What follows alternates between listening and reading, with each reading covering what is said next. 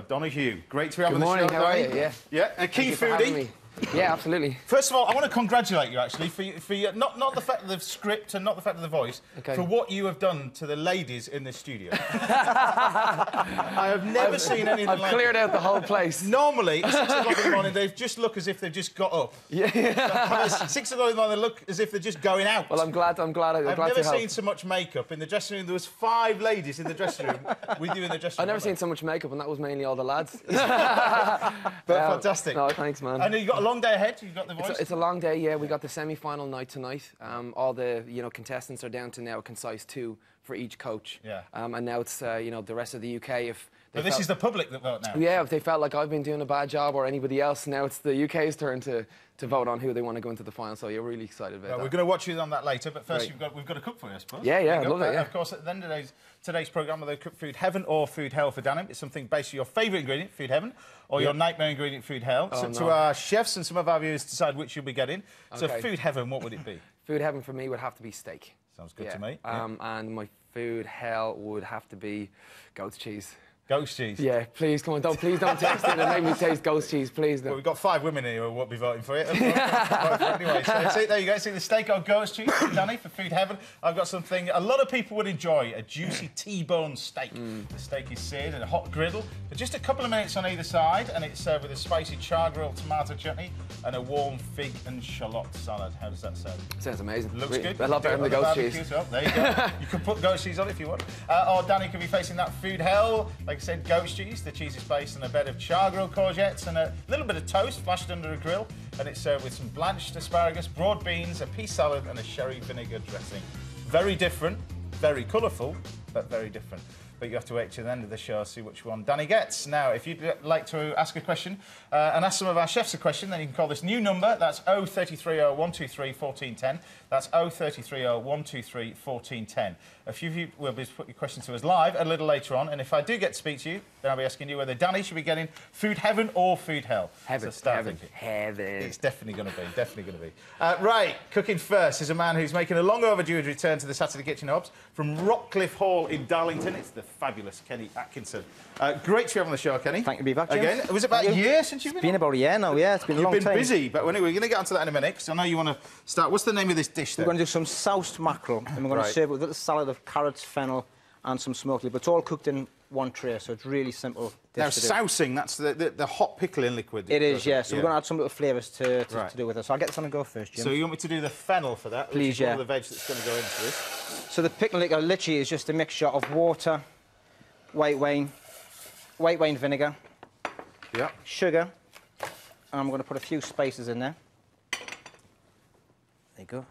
And the spices is basically star anise, James, some peppercorns, and we're going to put a little bit of saffron in there as well.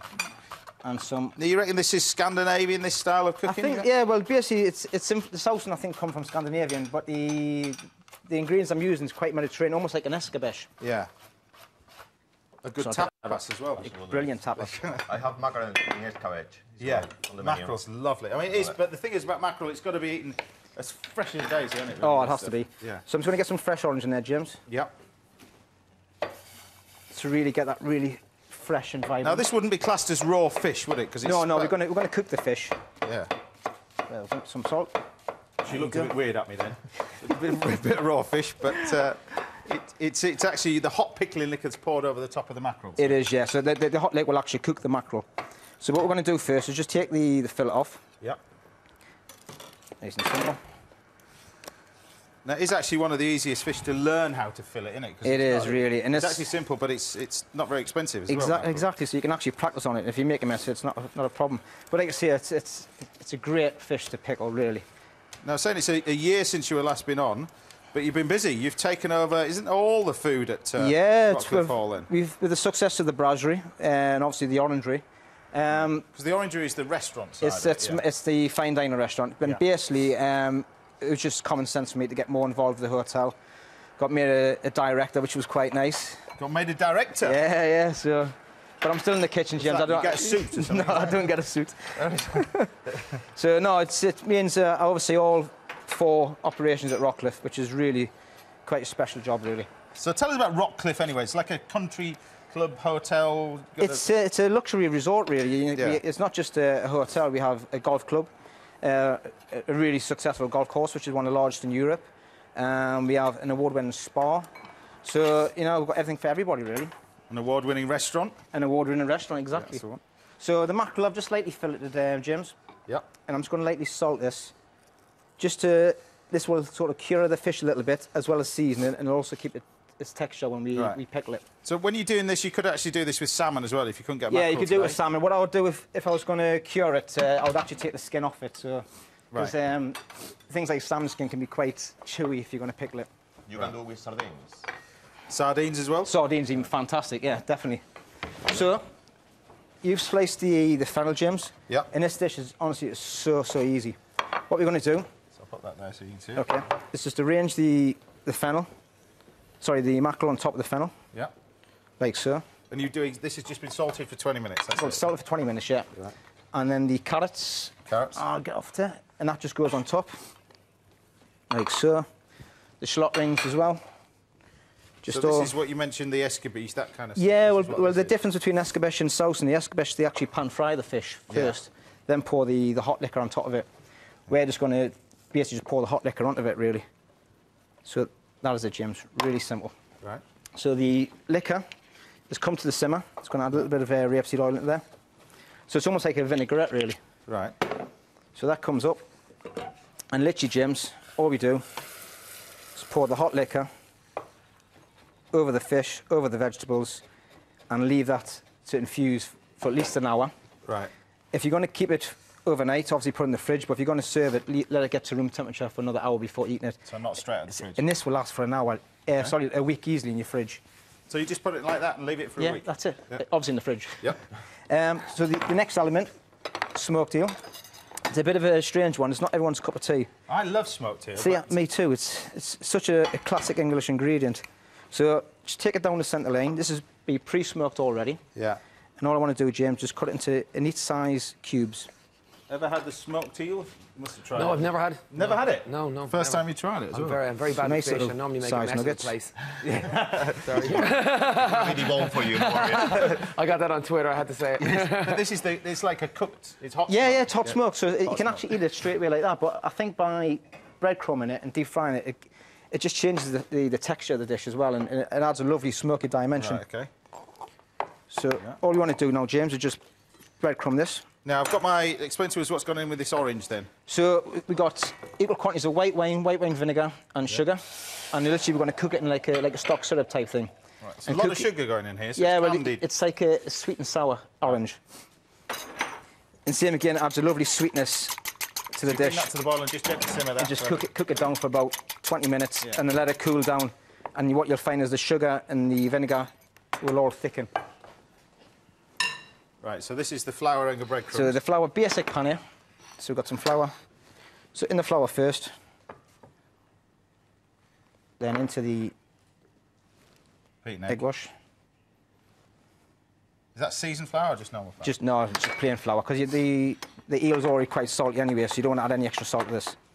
So just into While the... you roll them in the crumbs. Remember, if you'd like to ask a question on the show for all our chefs today, then you can call our new number, which is 0330 123 1410. That's 0330 123 1410. Calls are charged at your standard network rate, and if you've to put your questions to us live a little later on. So, right, you've got the So the little eel's bit in done. there. You want me to drop it in the fryer Yes, while you please. can Yes, plate please, it? James. Yeah? Yes, please. So they go in. Literally, they want to, what, a minute if that? Yeah, really? about a minute, about 180 degrees. Nice hot fryer. There you go. And I'll give you the plate, and you can get ready to plate up. So is this a dish that's on your brasserie? It's on our current brasserie menu, so Right. same again, really light and seasoned at the moment. So it's come to room temperature. All I'm going to do now, James, is just drain off a little bit of that liquid so we can fish out all the garnish. Like so. Because you keep this liquid for a little Yeah, dressing yeah, as yeah. well. Well, I'll pour it back on, but obviously I need to fish out the fish. So the liquor goes there, fish out the fish. Yeah. Pardon the pun. So it's going to get some of the garnish out there, James. Scoop out the mackerel. And they're fried, they're done. No need to salt those, of course. No, it's like you say, it's already been brined, the eel, so it doesn't need any more seasoning. Anything I can do? Yeah, can you do the carrot ribbons that we did this morning? Rolling carrots. Rolling, yeah. So we're going to make it look a bit presentable. Life's too short to roll carrots, Kenny. No, that's what we have commies for. Lovely. So, so this dish, James, is so simple. Put it on So, there so you can see. so you got the fennel all in the bottom Yeah. as the base for the dish, like so. That's good. We arrange the mackerel nice and neatly on top. So you'd have this at room temperature. That's the key It's to so better to eat at room temperature. If it's too cold, I just don't think you get the full flavour through. Like so. Another fish like we mentioned, salmon. You could do that with. Salmon, you could do it with Very sea bass, but same again, I'll take the skin off, James. Yeah. I just want to serve a little. Drizzle a few of those. Yeah, lovely. And then just a few of the rings on top. And then the eel beignets. Lovely. Just a few nuggets. Just around the outside. Same again, adds a beautiful texture and smokiness to the Yep. dish. Some Don't carrot forget my ribbons, ribbons. Kenny. Oh, I got to get them on. And then just to finish the dish off, just a few shoots. They're actually selling that in supermarkets, I believe now. Well, these- I've seen it. these Yeah, small it's little getting. cresses. Yeah, they're getting really This is popular the now. coriander crest that you've got on there. Yeah. And then we've got this stuff which is called red amaranth. Which, Yeah, which has got a beetroot flavour to it. Yeah. Any gardeners who are watching the show, you can actually grow that very, very easily in your greenhouse. Really simple. There you go, James. And that is it. Yep. And that is my. What about your orange zest? That I Oh, spent yeah, ages doing. Kenny? Sorry, yeah, I forgot about that. Just a little bit of pickled orange, Yeah. just on top, Over the top. in and around. And that is it, James. Great. And that is my souse mackerel with smoked eel, carrots and fennel. How good does that look? And a mess. Looks good. Does it taste good? It's the first time you've ever Try it tried out. eel, so there you go. Had to. Dive into Wow. that. Thank Tell you. us what you think of that. But I think that if you're going to try it for the first time, try that actually that way. Yeah, definitely. Maybe pan frying it or something like that. With It's more easy to eat when you've got a bit of fritters, a yeah. fritter. Yeah, exactly. And the centrepiece has got a bone in. You just Yeah, remove you've got to be that. very careful. Just cut down the centre and just pull it away, and all the bones will come out. That was really nice. But it's It's really so interesting, the hot and simple. the hot and cold. Texture. Yeah. It's better than Breakfast is cereal for amazing. breakfast, isn't it? It is better than the fry-up. That's all right. Right, we need some wine to go with this. This week saw the annual International Wine Fair hit London, and nearly every single supplier of wine in the world showed off their latest stuff. So what better place to send our own international man of wine, Peter Richards. So what did you choose to go with? Kenny's marvellous mackerel.